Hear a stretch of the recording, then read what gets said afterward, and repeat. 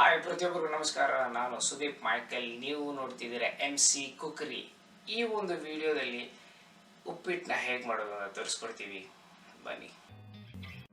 ಈರುಳ್ಳಿ, ಹಸಿಮೆಣಸಿನಕಾಯಿ, ಕೊತ್ತಂಬರಿ ಸೊಪ್ಪು, ಟೊಮ್ಯಾಟೊ, ಅರಿಶಿಣದ ಪುಡಿ, ಗರಂ ಮಸಾಲೆ, ಮೀಡಿಯಂ ರವೆ, ಉಪ್ಪು, ಕಡಲೆಬೇಳೆ, ಕರಿಬೇವು, ಸಾಸಿವೆ, ಬಟಾಣಿ, ಉದ್ದಿನಬೇಳೆ, ಕಾಯಿ ತುರಿ, ಗೋಡಂಬಿ, ಶುಂಠಿ ಬೆಳ್ಳುಳ್ಳಿ ಪೇಸ್ಟ್, ಅಡಿಗೆಯ ಎಣ್ಣೆ. ಮೊದಲಿಗೆ ನಾವು ಬಟಾಣಿನ ಒಂದು ಕುದಿಯೋ ನೀರಲ್ಲಿ ನಾವು ಅದನ್ನು ಬೇಯಿಸ್ಕೊಳ್ಳೋಣ. ಆಮೇಲೆ ಒಂದು ಪ್ಯಾನಲ್ಲಿ ನಾವು ರವೆನ ಹಾಕ್ಕೊಂಡು ಅದನ್ನು ಒಂದಷ್ಟು ಮಟ್ಟಿಗೆ ಗೋಲ್ಡನ್ ಎಲ್ಲೋ ಆಗೋಷ್ಟು ನಾವು ಅದನ್ನು ಬಿಸಿ ಮಾಡ್ಕೊಳ್ಳೋಣ. ಅದನ್ನು ಇನ್ನೊಂದು ಪಾತ್ರೆಗೆ ಹಾಕಿದ್ಮೇಲೆ ಅದೇ ಪ್ಯಾನಿಗೆ ನಾವು ಅಡುಗೆ ಎಣ್ಣೆನ ಬಳಸ್ಕೊಳ್ಳೋಣ.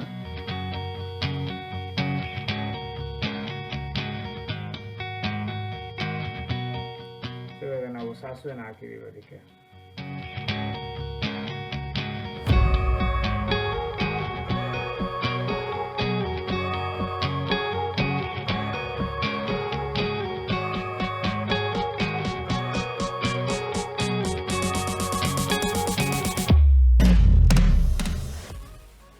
ಇವಾಗ ಅದಕ್ಕೆ ಕರಿಬೇವು ಹಾಕಿದ್ದೀವಿ.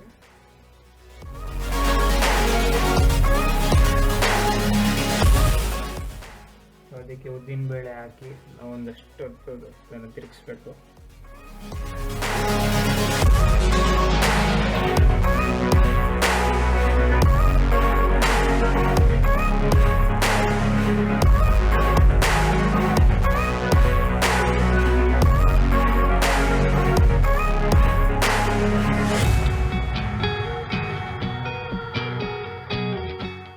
ಇದಕ್ಕೆ ನಾವು ಇವಾಗ ಗೋಡಂಬಿ ಹಾಕಿದ್ದೀವಿ.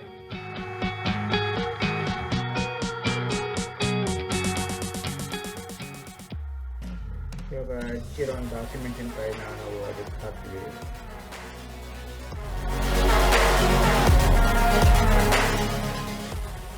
ಹೆಚ್ಚಿರೋ ಈರುಳ್ಳಿ,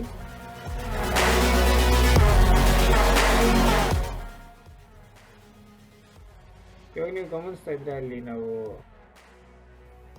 ಉದ್ದಿನಬೇಳೆ ಆಗಿರ್ಬೋದು ಅಥವಾ ಎಲ್ಲ ಒಂದು ಇಂಗ್ರೀಡಿಯೆಂಟ್ಸ್ ಅದು ಏನೇನಿದೆ ಎಲ್ಲ ಒಂಚೂರು ಬಣ್ಣ ಬಂದಿದೆ.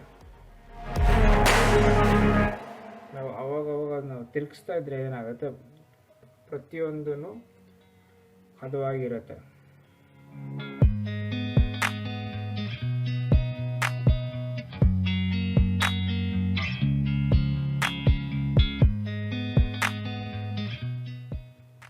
ಇವಾಗ ಇದಕ್ಕೆ ಕೊತ್ತಂಬರಿ ಸೊಪ್ಪು ಹಾಕ್ತಿದ್ದೀವಿ.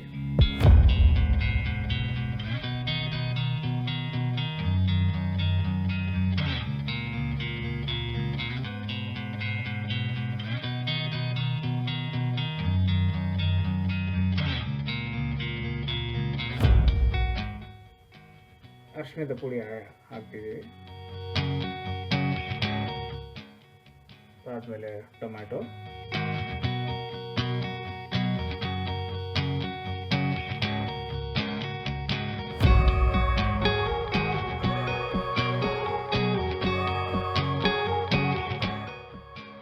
ಶುಂಠಿ ಬೆಳ್ಳುಳ್ಳಿ ಪೇಸ್ಟ್ನ ನಾವು ಹಾಕ್ತೀವಿ.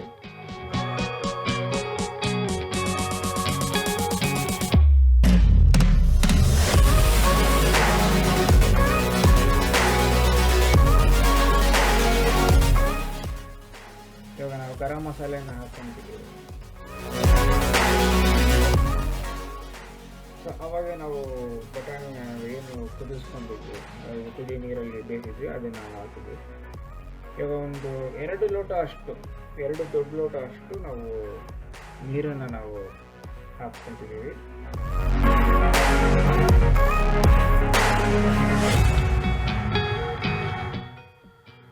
ರುಚಿಗೆ ತಕ್ಕಷ್ಟು ಉಪ್ಪು,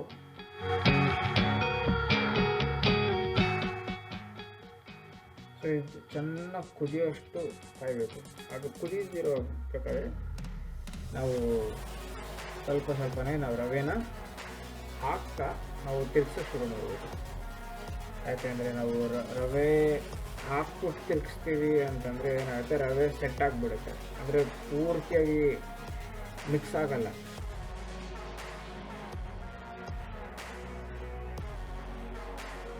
ತಿರುಗಿಸ್ತಾನೇ ಇರಬೇಕು. ಅದೊಂದು ಇದು ಸೆಟ್ ಆಗೋವರೆಗೂ ನೀವು ತಿರುಗಿಸ್ತಾನೆ ಇರಿ, ಯಾಕಂದರೆ ಆ ನೀರು ಫುಲ್ ಹೀರ್ಕೊಳ್ಳುತ್ತೆ.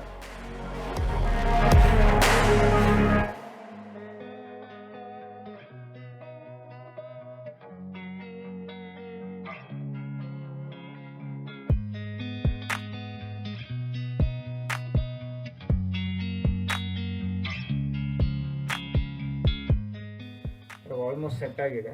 ಸೊ ಹಾಗಾಗಿ ನಾವು ಇಲ್ಲಿ ನಿಲ್ಲಿಸ್ಕೊಂಡು ಇವಾಗ ನಾವು ಲೈಟಾಗಿ ಸಿಮ್ ಮಾಡಿದ್ದೀವಿ. ಇವಾಗ ಕಾಯಿ ತುರಿನ ನಾವು ಹಾಕ್ತಿದ್ದೀವಿ. ಕಾಯಿ ತುರಿ ಬೇಕಾದರೆ ಹಾಕೊಬೋದು, ಇಲ್ಲದೇ ಇದ್ರೆ ಇಲ್ಲ. ಕಾಯಿ ತುರಿ ಹಾಕಿದ್ರೆ ಅದೊಂದು ಫ್ಲೇವರ್ ಇರುತ್ತೆ, ಒಂದು ಫ್ರೇಗ್ರೆನ್ಸು ಫ್ಲೇವರ್ ಅದು ಚೆನ್ನಾಗಿರುತ್ತೆ. ಸೊ ಇವಾಗ ನಾವು ಇದಕ್ಕೆ ಲಿಡ್ ಮುಚ್ತೀವಿ ಒಂದು 4 ಇಂದ 5 ನಿಮಿಷದವರೆಗೂ. ಸೊ ಇವಾಗ ನಾವು ಸ್ಟವ್ ಆಫ್ ಮಾಡ್ತೀವಿ ಲಿಡ್ ಮುಚ್ಚೋಕೆ ಮುಂಚೆ. ಸೊ ಇವಾಗ ನಿಮಗೆ ಉಪ್ಪಿಟ್ಟು ಸವಿಯಲು ಸಿದ್ಧ.